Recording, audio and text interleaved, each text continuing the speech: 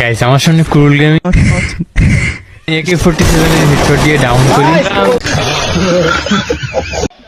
তারকম থেকেও দেখেন সাপিটা ইয়া ছিল না, হ্যাকার ছিল না। আই থিঙ্ক আমি খেয়াল করলাম এটা মানে আমিও মারা খাই, তারপর আবার রিভাইভও পাই। তারপর ল্যান্ডিং করার কিছু সময় পরে দেখি সামনে এনিমি। এটাকে ইউএমপি দিয়ে ট্রাই করলাম, কিন্তু ভালোই রিকল দিল। এবার রুট পিকার দিয়ে ট্রাই করলাম, এই শটটা কিন্তু অনেক হার্ড ছিল। তো এখানে প্রচুর এনিমি আছে, ভাবলাম দেখি ক্রুল গেমিং পাই কিনা। তারপর আরেকটাকে ওয়ান ট্যাপ, এখানে আরো প্লেয়ার আছে, তো আরেকটাকে ইউএমপি দিয়ে অনলি রেড।